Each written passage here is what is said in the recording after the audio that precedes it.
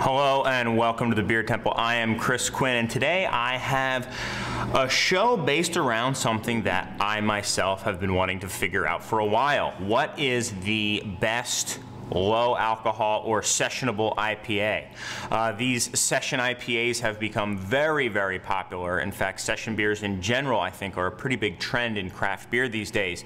It's funny, for so much of craft beer's resurgence, or at least the history of its resurgence, since the 90s or whatever, bigger was better. It was the anti-Bud. It was these huge beers often, and as a result, these big IPAs, these double IPAs, these imperial stouts were always, kind of the go-to styles for craft beers, or at least the styles that you thought of when you thought of American craft beer. And that is starting to change now. People are realizing that, they don't always want to be able to have only a single beer or two beers before they've kind of hit their limit for what they're able to have in the night. And thus, some of these lower alcohol beers started to become more attractive to people. And very recently, some of these breweries, some of these larger breweries in particular, have started to bottle, and even year-round bottle, a whole new segment of IPAs designed to be quote-unquote session IPAs, all-day IPAs, so to speak. And they've become very popular. And what they are is basically session beers, so under 5%, I'd say, by American standards, and still have a lot of the hoppiness, still have a lot of the character of an IPA or an APA. I would say these are probably closer to American pale ales and IPAs. I think really alcohol and malt body is what distinguishes a IPA from an APA, and I think I would consider these American pale ales. That said, IPA sells better, so I understand why they're calling them IPAs. And maybe their understanding of what an IPA is different than mine. Anyway, I've gotten three of the big boys in front of me, and ones that I really have wanted to try side by side and figure out which ones I like the best. From Founders, I kind of have the original, as far as I know, year-round, sessionable, specifically designed and marketed as a low alcohol IPA. Firestone Walker does have the Pale 31, which is right in this wheelhouse here, but I just wanted to go with beers that are calling themselves IPAs and are calling themselves kind of session beers. So yeah, a couple of years ago, about to get a little loud from the heater, but bear with me. This one's been out longer than either of these two. I think it came out in maybe 2010, but really hasn't been in bottles for more than like 2 years. But it is a year-round beer now. It actually comes in 12-pack cans, sessionable, as well as 6-pack bottles, and probably even 12-pack bottles as well. Sorry that I'm picking at my eye. 4.7% alcohol, and I think like 42 IBU. So a good amount of hoppiness, I think, for the malt body that you're going to expect. Again, bitterness is all about how much malt body there's to offset it. A 42 IBU Imperial Stout could taste very sweet, where 100 IBU Imperial Stout could taste nice and balanced. You put 100 IBUs in this thing, you probably couldn't drink it. It'd be too bitter. And it wouldn't be a good bitter. It'd be a harsh bitter, unpleasant bitterness. So here's the first one. I think I'd start with what I would consider to be kind of the reigning king of session IPAs. Founders Brewing, out of Grand Rapids, Michigan. I believe they use Simcoe and Amarillo hops here. I'm going to pour myself just a little bit more than I normally would, because I think these beers are meant to not just be sipped, but actually taken in, kind of gulped a little bit. Simcoe Amarillo, very hot hops, very aromatic hops. You'll see that's kind of a trend here with these beers. Looks pretty much like a IPA or a pale, copper gold color, perfectly clear, decent head, nothing too crazy. Very nice smelling. Ooh. A lot of orange citrus notes here. Some pine for sure. A little bit of fruity, juicy fruit note here. Yeah, some grass too, quite a bit of grass, quite a bit of grass.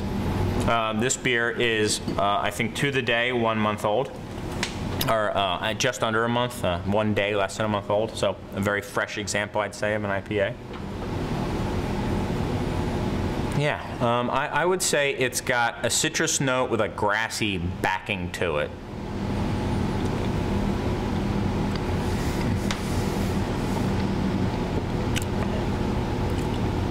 Very light-bodied, very aqueous, almost, you know, bordering on watery here.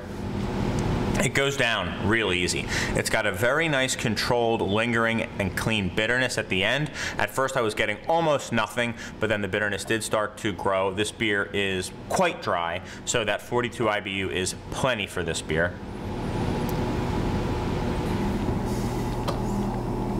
Really nice beer. You know, the one thing I would maybe want in this beer is a little more body, but you know, as you you know, increase the body, you know, you might be increasing the alcohol as well. Not necessarily, but yeah, and this bitterness is definitely growing on you as well. Quite a bitter beer at 42 IBU, 4.7% alcohol. So, next, I think, and definitely someone who's going after this market pretty hard. Lagunitas just, this is their, I believe, a seasonal right now. They call it their Fractional IPA because you have a single IPA, a double IPA, and then something smaller than IPA, I guess, is a Fractional IPA to them. Daytime IPA, right about the same alcohol. I think they say 4.65, but it's basically the same. More IBU, about 12 more IBU here, so you're at 54 IBU versus 42. And they use quite a bit of Citra hops here. So is that the easy button? Is it fair? I don't know. But at the end of the day, you're gonna drink what tastes better. You're not gonna say, well, it's easy to make a beer with Citra. I'm not gonna go with that one. You know, you're not gonna do that. Much lighter, much more of a light gold yellow, bordering on straw color, and a really lovely head here as well. Big fluffy white foam.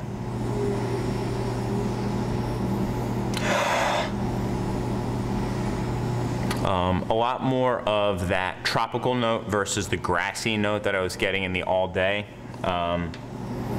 Tropical fruits, a little bit of that chivy onion grass thing, which I certainly don't mind at all here. You are getting some pine as well, but really just kind of, to me, it's almost like an onion fruit. And that might sound bad, but I don't mean it that way. Like a green onion, like a bright kind of that, but with that little sharp edge to it, on top of a nice tropical fruit.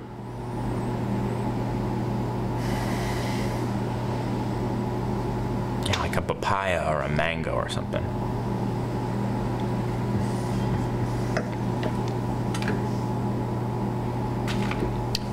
Again, light-bodied beer. Finish is pretty clean, slightly watery tasting. The bitterness so far seems very much in check. In fact, it probably seems a little bit more restrained even than the all-day IPA. You also notice there's some similarities here. All day and daytime, day, and then car and, or little truck or whatever you want to call it. Kind of similar. I don't know. They play on off founders, both of them in their own little way. Who knows? Really do like the nose here. Both of these, I think, are very much aromatically driven beers. They're not going to be the greatest in mouthfeel. They're just too light for that. That said, there is just a hint of a malt character, like a light kind of crackery note here. I do like this one. I do like it more than the all-day IPA. If I was going to give these guys ratings, I'd probably go, you know, in terms of this style of beer, you know, 88, 89, you know, 91 or so on this one. Really solid beer. And as this beer continues to just sit on my palate, the bitterness is much more restrained, much more controlled. It's not as kind of in your face as this one. This one I was getting ready to say, like, I kind of want some food with this all day beer. So I also want some all day munchies as well. Anyway, yeah, pretty solid. I really do like that hop character here. The new kid on the block, Boulevard Brewing out of Kansas City, Missouri.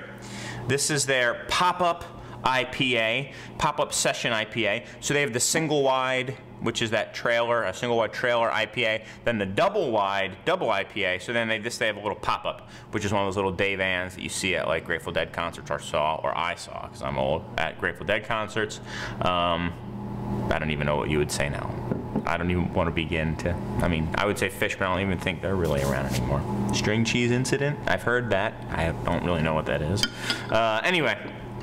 This one is 4.2% alcohol. This guy as well, just about 1 month old. This is quite a bit younger. This is about 2 weeks old, this beer. So it is the freshest of the three. A little bit of an advantage. It's about 2 weeks younger. You know, it's not going to be, I think, the determining factor, but you don't know.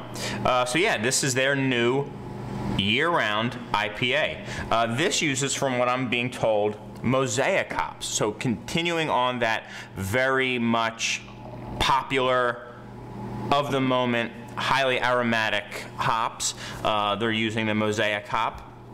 This beer is brand spanking new. And they went directly from the moment they bottled it to saying, hey, this is a new year-round beer. So I mean, they weren't kidding. They didn't test it out, as far as I know, as a seasonal. So let's see. The color is right in between the two of them. A nice kind of golden, true golden color here. A good amount of fluffy white head. Very attractive looking beer. And the nose is much more floral and fruity. The fruit almost like a berry note. You know, Mosaic is known for the blueberry thing. I am getting that kind of juicy fruit, berry, and floral note. I'm not getting any of that grassiness or even pine here. I'm just getting a clean, fragrant fruit and flower nose here. Very, very nice. It also may not be as in your face with the aromatics here. I think sometimes those pines and those citruses kind of wallop you, where this is, you know, heavily aromatic, but it's just a different type. Very nice. I might be getting a bit of malt, like a biscuity malt, rather than like a cracker or a wafer as here, which is kind of cool.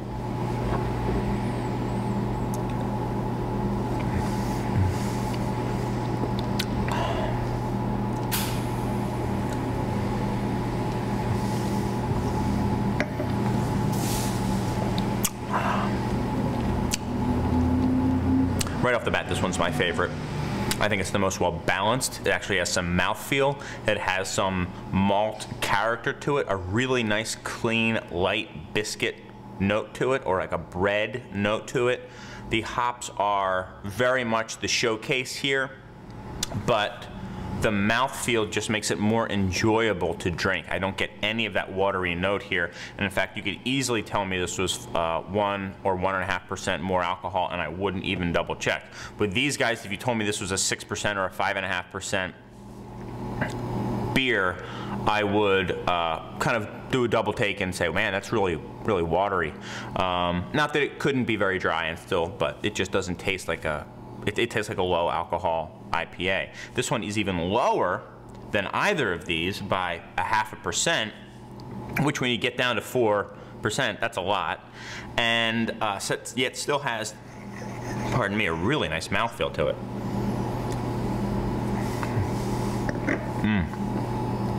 Drinks very easy, has a good amount of bitterness. I don't know the IBU on this one, but it's very clean, finishes with that wonderful fruitiness that I got in the nose here, a little bit of bitterness, and actually some malt too. So I'm getting all three of those things. And you guys know that I am a fan of balance. I love big smacks in the face, but when you can give me all the hops that I want, but also give me a nice pleasant bitterness and some malt character with a good mouthfeel, There you go. I mean, this is great. I would put this one, if this was a 91, I mean, this is minimum 93, maybe 94 for me. I like this one quite a bit.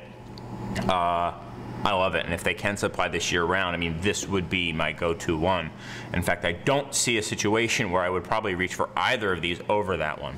Me personally, I do think these are all very different, and it's about what you want. Do you want that, it's what you want in your hops, I'd say. Do you want the most bitter one? Do you like grassy beers? This is the one for you. Do you like that tropical fruit note? This one's for you. Do you want one that is more fruity and well-rounded? Then this is your beer. For me, you know, clear-cut winner here with the pop-up from Boulevard. Very impressed by this beer. Really, really like it, and I'm super happy that I got to try 3 fresh examples side by side, because that's the best way to figure out which one is your favorite, or if you just like or don't like the style. At this point, if you had 3 pretty well-known and well-regarded Session IPAs and didn't like any of them, you probably are fairly safe to say that, you know, it's just not my style, which is fine. You know, just drink a regular IPA 2/3 as fast and you'll be just fine. Guys, thank you so much as always. You guys have been so supportive of me. I appreciate it immensely. Thank you for all of the emails and the reviews on iTunes that I appreciate so much. Thank you guys. I owe you guys some shout outs. I apologize for that. That's about it, guys. If there's any other types of shows that you're interested in seeing, please just throw them on, reply to this on craftbeertemple.com. Leave a comment and tell me what shows you want to see. Believe me, I take that stuff into account, and you guys have been the reason for a lot of the shows I've done in the past. So thank you for that as well. Had a great time here, guys. Now I'm going to open this up at the store so you guys can make up your minds and tell me what you think your favorite sessionable IPA is. But until that time, it's just me, and I know which one I'm going to be leaving with. Hey, guys. Thank you so much as always. I've got some great sessionable IPAs to drink, and hopefully you do too. Go pick one out.